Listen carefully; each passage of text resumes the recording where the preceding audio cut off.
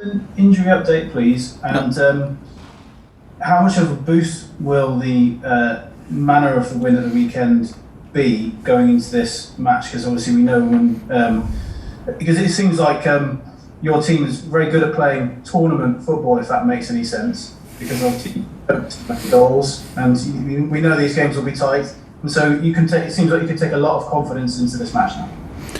Yes, so the update on the injuries is very short because it's only Mateo Kovacic whom we are missing. Everybody else is available and everybody else will be in the squad with us for tomorrow. And yeah, we liked the way we deserved this win, and it was like you say, a crucial match again. We had now several matches on highest level, because of course we play in the most demanding league in Europe, so we have it almost every 3 days. But in these competitions there are crucial matches, which is very clear, and we delivered and we performed, and we showed our skills and mentality in all these matches. And we played in Tottenham, Liverpool, and you know it like I know it, and Atletico and Porto and so on. And again now against West Ham is the best way to arrive in a Champions League match with a crucial win in your back. It's another experience for us that we have in our luggage, and it's another good one, and it makes the bond very, very strong and very close, because tomorrow we need clearly a top level team performance when we fight with Real Madrid for the finals. John Cross. Hi, Thomas. I was just going to ask you a bit more about that you're so experienced in the Champions League yourself personally. What do you see about this group of players and the squad that you have? Obviously, you've got some young players amongst them as well. Yeah. You believe that they've got that big game mentality for even the biggest game against the Real Madrid? Yeah, it's the experiences that we have together. We don't have to talk them into being confident, and we don't have to convince them as a coach. We try to, but it's so much easier if you have the experience actually together. And this is what I feel every match. I feel that we are able to play on a very high level. We are, if it's not possible to play our nicest match, we are always able to not let the opponents play their best match, which is also a definition of performance, to not let the others perform. So we have a strong bond. I feel a strong bond within the squad. I feel us very, very involved physically in the games, ready to work together, to suffer together, and when is needed to respond to the questions. If it's necessary to fight. If it's necessary to run. If it's the moment to show your skills and escape pressure with passing or be dominant. We have in every match moments where we can do this. Yeah, and the level is so high, but it's if you arrive in semi-final in Champions League. But like I said, we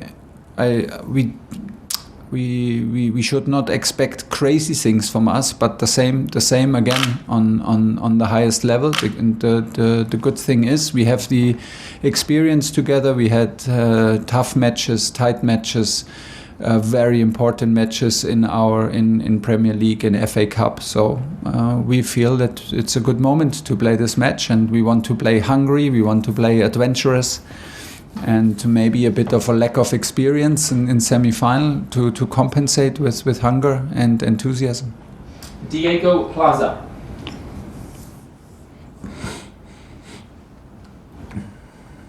Diego? Buenos días, señor Tuchel. Diego Plaza, del Chiringuito. Good afternoon. After Ceferin's threats to Real Madrid, people in Spain are talking about how that could influence the refereeing in the game tomorrow. How do you see the whole controversy regarding this game?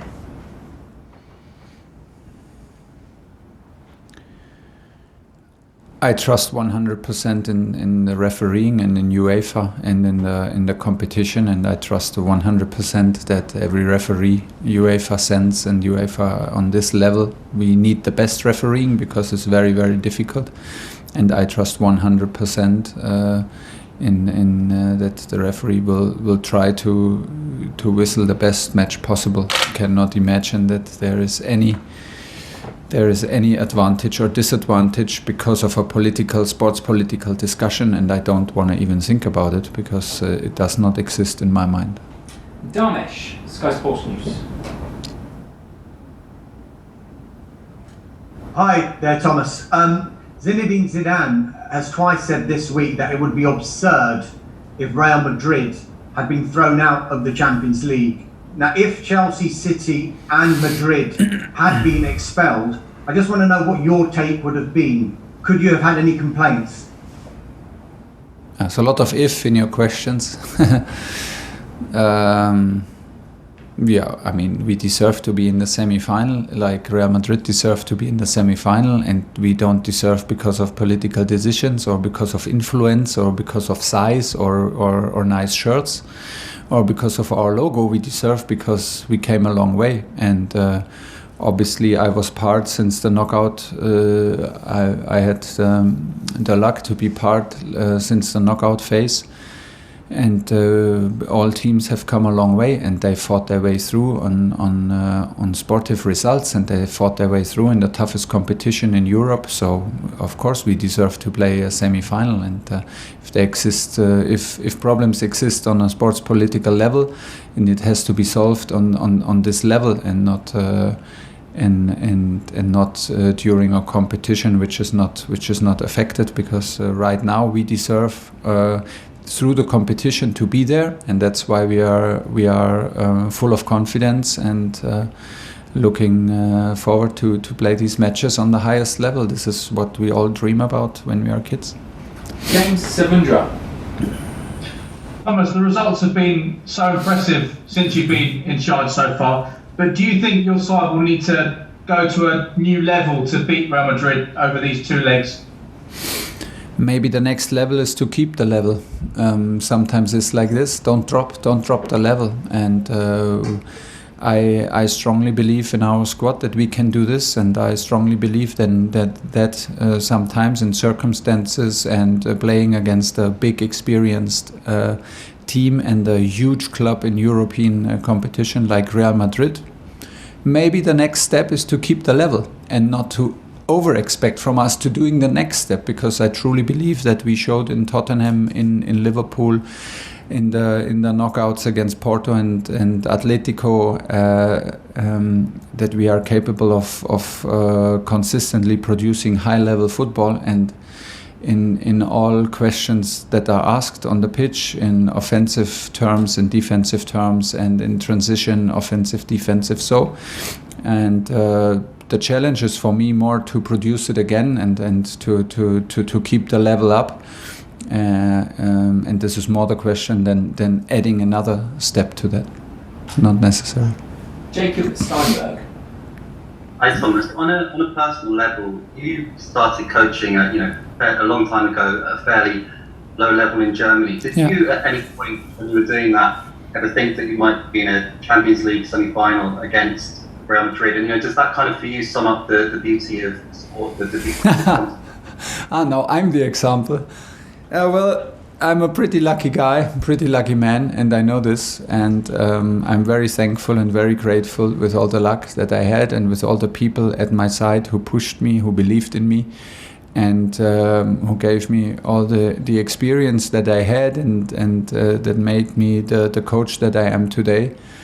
When I started in academy football, it was every day was a gift, and every day I enjoyed every day with my under 14 in Stuttgart, and later it was an under 15, and then it became an under 19, and then was the step to only be coach of an under 19, full in charge, and don't need to work in any other job. This was already a big gift, and I could never imagine that a manager in Bundesliga has the guts and the courage to let me coach a first division team, because that was very, very unusual in this at this moment, without having myself played a game on the very highest level. So yeah, I'm grateful, but on the other hand, it felt always very natural. It felt always natural, and it felt always like a big competition. It felt always to me right to be in that place, not because I earned it, not because I deserve it, but it came naturally to me, and I'm very grateful for all the people who helped me. For, of course, first of all, for my family, and then for everybody around me in coaching in the academies and on my way through professional football. Honestly, I have every week a lot of doubts about what we do, how we play, can we keep the momentum going. So I never had these thoughts where this should end and where it could end up, and is like I say many times, I'm very grateful for having the possibility to experience this on this high level, and to arrive tomorrow such a great club and such a great team in semi-final of Champions League again. It's the second time, and I'm far from taking it granted. I'm far from having the opinion that this belongs to me and this is whatever, and I deserve this and nobody else. No, this is. I'm a lucky man, like I said. I'm very happy to be there, and it's an obligation at the same time to give my very best and to build to be fully on tomorrow. John Southall. Hi Thomas. I just wondered what you made of the new Champions League format, and also on the game, how big a challenge is this for you personally to try and tactically plot a route to the final against Zinedine Zidane? I didn't get the second question. The first one was about the format. The new format for the Champions League, what you made of that? I'm not sure. Maybe I start with this. I'm not sure if I like it, because I can only see more games out of it, and more games in a schedule that we have. It's very hard for me to be excited at all, and all these discussions about Super League made forget that we have now a new format of Champions League very soon. Did they ask any coach about this? I don't think so. They did not ask me.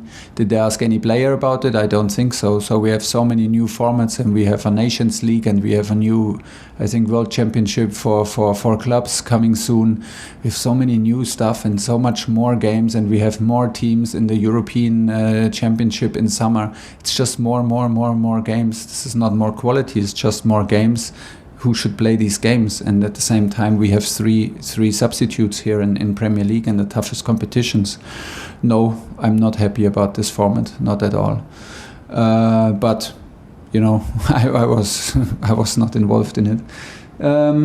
Second one. Plotting a strategy to beat Zidane. The strategy.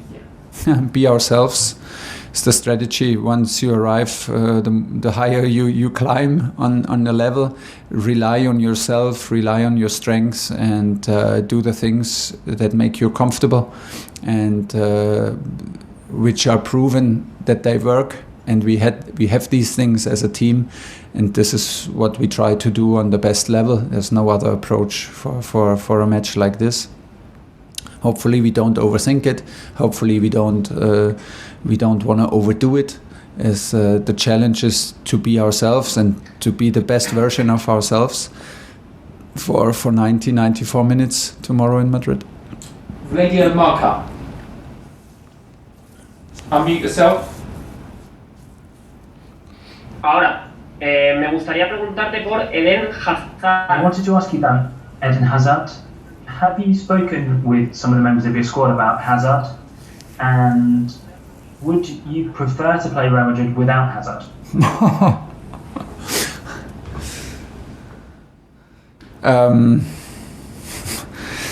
Well, Eden is a top quality player. I mean, he was the key player here for many years in this club and in this league, which is like like I said, one of the hardest in the world, and a tough one if you decide matches so consistently like Eden did for this club here. So I have the biggest respect for him. Of course, we talk a lot because he's a big player for this club, and of course we have many people here in the staff know him very well. And it's not only that we talk about him because we play him, but we talk about the experience and how this club grew, and about the experience and the big games they had, and the clashes they had in the league and in Europe. And like I said, he was a key player in for this club. Now he plays for Real Madrid, and obviously he's fit, and he had a comeback in the last game for some minutes to be ready tomorrow. If he plays, I'm pretty sure he wants to make a point and wants to prove. Let's see. Do I prefer with him, without him? No. They can leave the spot open. I have no problem with that. And play with 10. They will not do this. So there are so many quality players. We talk about Real Madrid, and we have to face the challenge with confidence. Okay, time for 2 more before we move on. James Benj. Hi Thomas. In the Champions League and in the Premier League, there's been a real noticeable improvement in the XG that you've been conceding and the touches you've been allowing in your own box. Particularly XG. I think you've only had 2 games where that figure's been over 1 in the Premier League and Champions League. What exactly do you put this down to? Because it was quite an immediate shift that has stayed pretty constant, whoever has played in the defence. Most important, quality and commitment of the players. Quality explains itself. Commitment, am I ready to do the things which are necessary to do, to help my teammate, to cover my teammate when he is going into a challenge? Do I play my role 100% reliable? This is the commitment. Can the defensive guys rely on the midfielders? Can the midfielders rely on the strikers? And this is a clear yes in all the games. This is a huge effort that we put in the games physically into defending. We do this. Then the next one is courage. We play very brave. We defend up front. Never forget, sometimes it's the best defense to have the ball. So it comes also down on ball possession, quality of ball possession. Quality of counter pressing. For good counter pressing, you need to be brave up high. The pitch. You need to position yourself very disciplined to not allow too many counterattacks. And in the end, it's also about commitment to block shots, and to really have the mentality to not allow shots on goal. Then we have good goalkeepers in the end. And like you said, we are very happy with the numbers because we produce these numbers regularly, and the clean sheets feel well deserved.